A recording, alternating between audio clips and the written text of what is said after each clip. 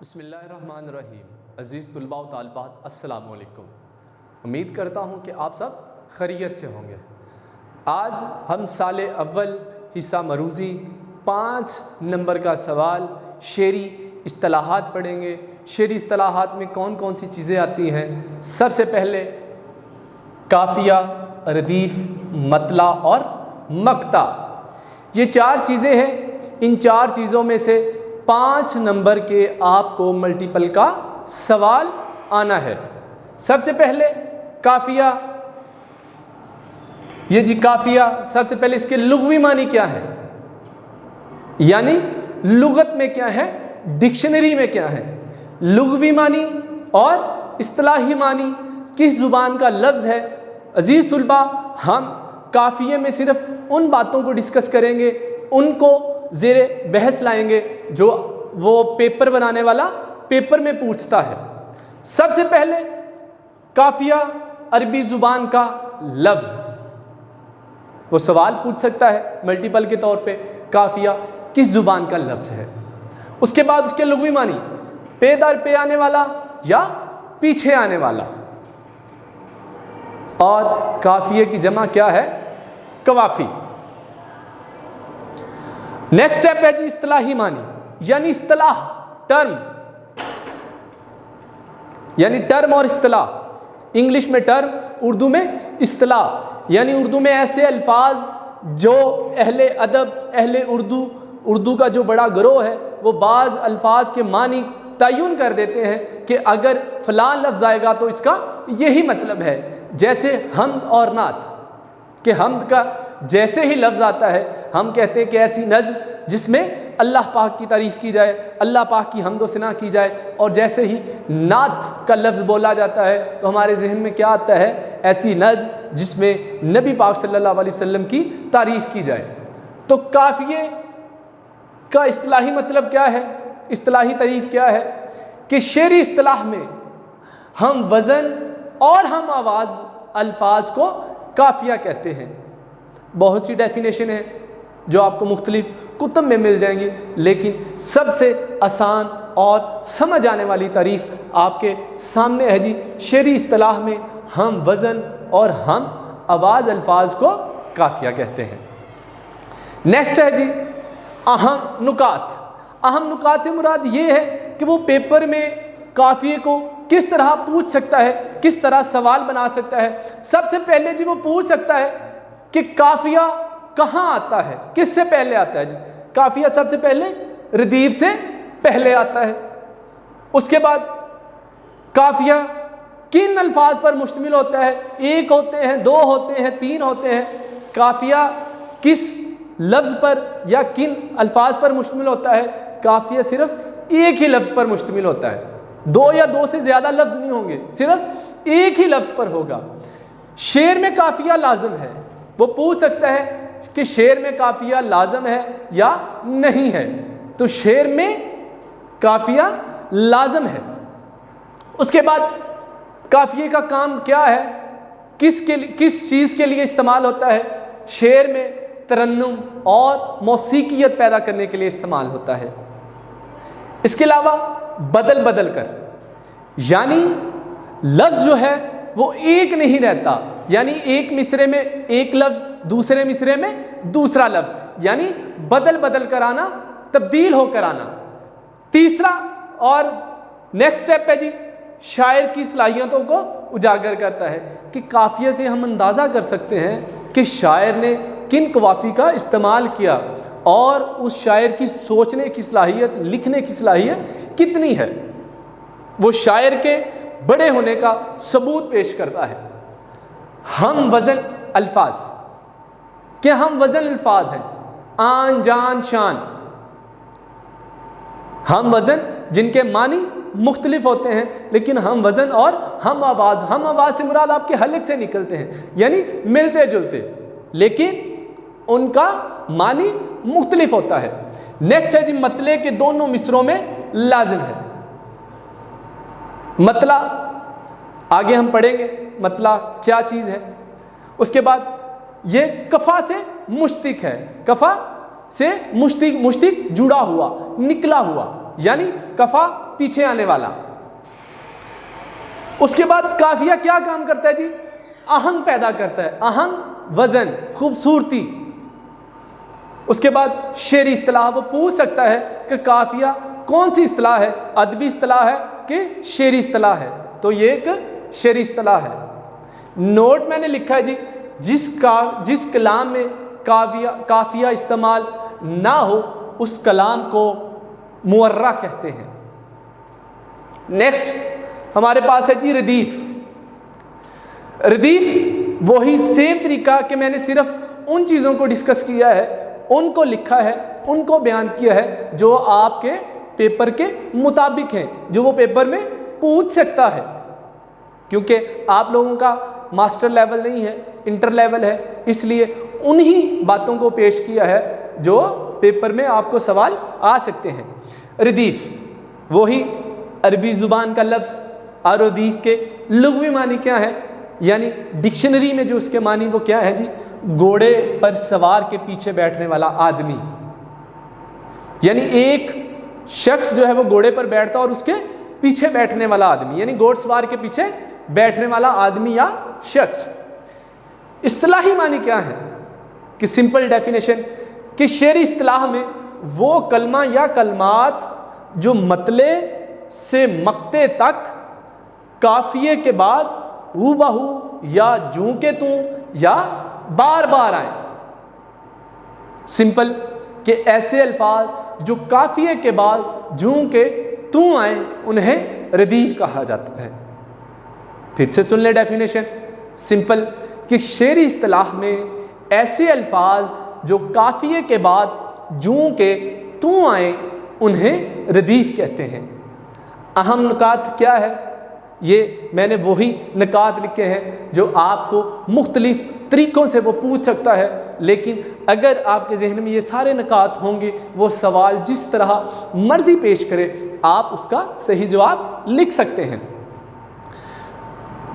قافیے کے فوراً بعد کہ ردیف وہ پوچھ سکتا ہے کہ ردیف کب آتی ہے یا ردیف کب استعمال ہوتی ہے. تو کب استعمال ہوتی ہے جی؟ قافیے کے فوراً بعد. نیکسٹ تعداد مقرر نہیں، یعنی ایک لفظ بھی ہو سکتا ہے ردیف کا، دو بھی ہو سکتے ہیں، تین بھی ہو سکتے ہیں. تعداد مقرر نہیں ہے. کم سے کم 2 3 اور زیادہ سے زیادہ 7 سے 8 لفظ جو ہیں وہ بھی ردیف میں استعمال کیے جا سکتے ہیں. اس کے بعد شعر میں لازم نہیں ہے، یعنی قافیے کا ہونا ضروری ہے، لازم ہے، لیکن ردیف کا ہونا لازم نہیں ہے. اس کے بعد ردیف کا لفظ، الفاظ یا لفظ مستقل ہوتے ہیں.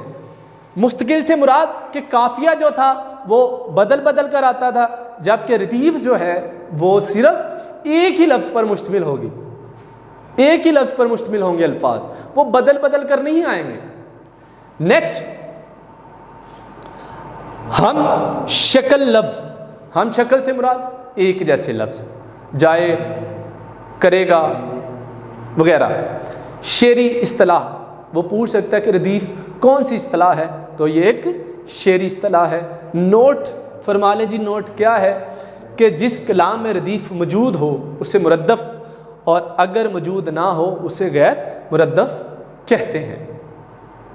عزیز طلبہ، اگلا ہمارا سٹیپ مطلع. مطلع لغوی معنی، اصطلاحی معنی. لفظ اسی ترتیب کے ساتھ کہ عربی زبان کا لفظ، اور لغوی معنی کیا ہے؟ طلوع ہونے کی جگہ، سورج یا چاند کے نکلنے کا مقام. اصطلاحی معنی کیا ہے؟ غزل یا قصیدہ یا پابند نظم کا پہلا شعر جس کے دونوں مصروں میں قافیہ اور ردیف پایا جائے. دونوں مصروں میں قافیہ ردیف کیسے پایا جائے؟ کہ پہلا مصرع اولا اور مصرع ثانی جو ہے، دونوں مصرے میں پہلے مصرے میں قافیہ بھی موجود ہو اور ردیف بھی موجود ہو، دوسرے مصرے میں بھی اسی طرح قافیہ بھی موجود ہو اور ردیف بھی موجود ہو. اگر ادھر شرط ہے جی، پہلی اس کی شرط کیا ہے کہ مطلع کیا ہے؟ غزل یا قصیدے کا پہلا شعر جس کے دونوں مصروں میں قافیہ اور ردیف پایا جائے اسے مطلع کہتے ہیں۔ اگر دونوں مصروں میں قافیہ اور ردیف موجود نہ ہو تو اسے صرف پہلا شعر کہیں گے۔ وہ پہلا شعر بھی پوچھ سکتا ہے کہ پہلا شعر کسے کہتے ہیں، تو یہ ڈیفینیشن یاد رکھنی، ڈیفینیشن ہی پوچھے گا، ملٹیپل مروزی کے طور پہ سوال پوچھے گا۔ اہم نکات کہ مطلع کو اور کیا کہتے ہیں، اس کی کیا خصوصیات ہیں؟ کہ مطلع غزل کا نکیب ہوتا ہے، نکیب یعنی اعلان کرتا ہے غزل کا، اعلیٰ شعر، ابتدا، غزل کی ابتدا۔ ایک سے زیادہ مطلع بھی ہو سکتے ہیں، کہ صرف غزل میں ایک مطلع نہیں ہو سکتا، ایک سے زیادہ بھی ہو سکتے ہیں۔ وہ میں نے لکھا ہے جی مطلع ثانی، مطلع ثالث، حسن مطلع۔ اب مطلع ثانی کسے کہتے ہیں؟ مطلع کے بعد، یعنی جو مطلع ہے، مطلع کی شرط کیا ہے کہ دونوں مصروں میں قافیہ اور ردیف پایا جائے۔ اسی طرح غزل کے دوسرے شعر میں بھی دونوں مصروں میں قافیہ اور ردیف پایا جائے، جس طرح مطلع میں پایا جاتا ہے، تو اگر دوسرا شعر بھی اسی طرح آ جائے تو اسے مطلع ثانی کہیں گے۔ مطلع ثالث یا حسن مطلع، اگر اسی ترتیب کے ساتھ مطلع اور مطلع ثانی کے بعد تیسرے شعر میں بھی دونوں مصروں میں اگر مطلع، قافیہ اور ردیف پایا جائے تو اسے حسن مطلع یا مطلع ثالث کہیں گے۔ اور پھر اہم بات کہ یہ کون سی اصطلاح ہے؟ یہ بھی ایک شعری اصطلاح ہے۔ اور مطلع کسے کہتے ہیں؟ سمپل دونوں مصروں میں، جن کے دونوں مصروں میں قافیہ اور ردیف موجود ہو، اسے کیا کہتے ہیں جی؟ مطلع۔ سمپل ڈیفینیشن کہ غزل یا قصیدے کا پہلا شعر جس کے دونوں مصروں میں قافیہ اور ردیف پایا جائے۔ قافیہ ہم وزن اور ہم آواز الفاظ، ردیف کیا ہے جی؟ ایسے الفاظ جو قافیہ کے بعد جوں کے توں آئے۔ نیکسٹ نوٹ کیا ہے جی؟ مطلع میں ردیف کی موجودگی کی شرط ضروری نہیں ہے، مراد کہ قافیہ ہونا لازمی ہے دونوں مصروں میں، ردیف نہ بھی ہو تو کوئی بات نہیں۔ نیکسٹ ہے جی مقطع، وہی لغوی اور اصطلاحی معنی۔ لغوی معنی سب سے پہلے کس زبان کا لفظ ہے جی؟ عربی زبان کا لفظ۔ معنی کیا ہے؟ کٹنے کی جگہ، قطع کرنے کی جگہ کاٹنا۔ اور اصطلاحی معنی کیا ہے؟ غزل یا قصیدے کا آخری شعر جس میں شاعر اپنا تخلص استعمال کرتا ہے۔ تخلص کسے کہتے ہیں جی؟ کلمی نام، مختصر نام۔ جیسے احمد ندیم قاسمی ہے، اس کا تخلص کیا ہے؟ ندیم۔ مرزا اسد اللہ خان نام ہے اور مرزا غالب جو ہے وہ تخلص ہے۔ ناصر کاظمی، پورا نام ناصر کاظمی، اور ناصر وہ تخلص کرتے ہیں، یعنی شاعر کا کلمی نام، مختصر نام جو اصل نام سے ہٹ کر وہ کلمی نام رکھ لیتا ہے۔ اصطلاحی معنی کیا ہے جی؟ پابند نظم، غزل یا قصیدے کا آخری شعر جس میں شاعر اپنا تخلص استعمال کرے اسے مقطع کہتے ہیں۔ اگر شاعر تخلص استعمال نہ کرے وہ غزل یا قصیدے کا آخری شعر ہوگا۔ یہ ڈیفینیشن اس لیے بتا رہا ہوں کہ وہ ڈیفینیشن نہیں پوچھے گا، وہ مروزی اس طریقے سے پوچھے گا کہ اس میں ڈیفینیشن کو وہ لے آئے گا، اس لیے ہمیں تعریف بھی یاد کرنا چاہیے، ضروری ہے۔ سمپل سی ڈیفینیشن ہے، پھر سن لیں۔ مقطع غزل یا قصیدے کا آخری شعر جس میں شاعر اپنا تخلص استعمال کرے اسے مقطع کہتے ہیں، اور اگر شاعر تخلص استعمال نہ کرے اسے غزل یا قصیدے کا آخری شعر کہیں گے۔ اہم نکات کیا ہے جی؟ کلام میں مقطع کا ہونا لازم نہیں، یہ صرف آپ لوگوں کے لیے جنرل نالج کے طور پر کہ ضروری نہیں ہے کہ ہر غزل کا مقطع ہو۔ بہت سے ایسے شاعر ہیں جو مقطع کا استعمال نہیں کرتے۔ اس کے بعد وہی سوال کہ یہ کون سی اصطلاح ہے؟ یہ بھی ایک شعری اصطلاح ہے۔ اس کے بعد ایک سے زیادہ مقطع بھی ہو سکتے ہیں، اور اگر مقطع کے بعد ایک اور مقطع آ جائے تو اسے مقطع ثانی کہیں گے. اور مقطع کس چیز کا اعلان کرتا ہے؟ تکمیل کا اعلان کرتا ہے، یعنی غزل مکمل ہو چکی ہے. یہ ملٹیپل میں پوچھ سکتا ہے وہ. یہ میں پہلے بیان کر چکا ہوں کہ میں نے صرف ان باتوں کو لکھا ہے، ان نکات کو پیش کیا ہے جو بورڈ کے مطابق، پیپر کے مطابق ہمارے لیے اہم ہے، اور ایک پریزنٹیشن کے طور پہ آپ کو تاکہ اچھی طرح مطلع، قافیہ، ردیف اور مقطع کی سمجھ آ جائے، تو اس کے لیے ایک غزل ہے آپ کے سلیبس کی، آخری شاعر ہے احمد ندیم قاسمی. غزل ہے جی اس کی سب سے پہلا شعر جسے مطلع کہتے ہیں کہ اب تو کچھ اور ہی اجاز دکھایا جائے. غزل سن لیں جی، بہت کمال غزل ہے کہ اب تو کچھ اور ہی اجاز دکھایا جائے، شام کے بعد بھی سورج نہ بجھایا جائے. نئے انسان سے تعارف ہوا تو بولا میں ہوں سکرات مجھے زہر پلایا جائے. موت سے کس کو مفر ہے مگر انسانوں کو، پہلے جینے کا سلیقہ تو سکھایا جائے. حکم ہے سچ بھی کرینے سے کہا جائے ندیم، زخم کو زخم نہیں پھول بتایا جائے. اب مطلع شرط کیا تھی؟ دونوں مصرے. قافیہ کسے کہتے ہیں؟ ہم وزن اور ہم آواز الفاظ. مطلع کی شرط مصرع اولا اور مصرع ثانی، یعنی اب تو کچھ اور ہی اجاز دکھایا جائے. اب دکھایا اور بجھایا ہم وزن الفاظ ہیں، تو لہٰذا یہ کیا ہوا؟ قافیہ. اس کو میں نے بلو مارکر سے لکھا ہے، قافیے کو الگ لکھا ہے اور ردیف کو الگ لکھا ہے. اب شرط ہم نے کیا ڈیفینیشن پڑھے گی مطلع کی؟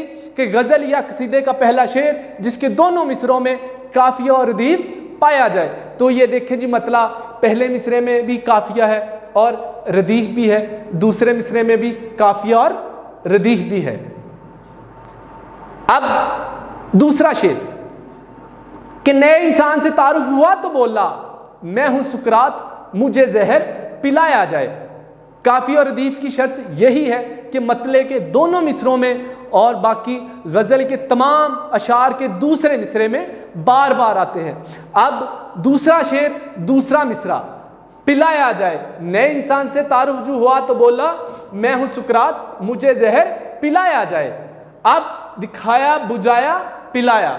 اور ردیف ہم نے پڑھا تھا کہ قافیے کے بعد جو لفظ آتے ہیں، قافیہ ہمارے پاس کیا ہے؟ پلایا، اور قافیے کے بعد جایا. اب قافیے کے لفظ جو ہیں وہ تبدیل ہو کر آ رہے ہیں، جبکہ ردیف جو ہے وہ ایک ہی لفظ ہے اور قافیے کے بعد آ رہے ہیں. اگلا شعر موت سے کس کو مفر ہے مگر انسانوں کو، پہلے جینے کا سلیقہ تو سکھایا جائے، کہ وہی دوسرا مصرع سکھایا جائے. پھر آخری شعر مقطع جس میں شاعر اپنا تخلص استعمال کرتا ہے.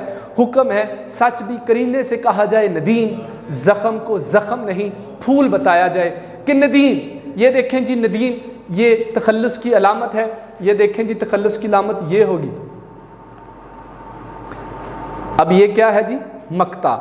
غزل یا قصیدے کا آخری شعر جس میں شاعر اپنا تخلص استعمال کرے اسے کیا کہتے ہیں؟ مقطع. تو شاعر نے اپنا تخلص استعمال کیا.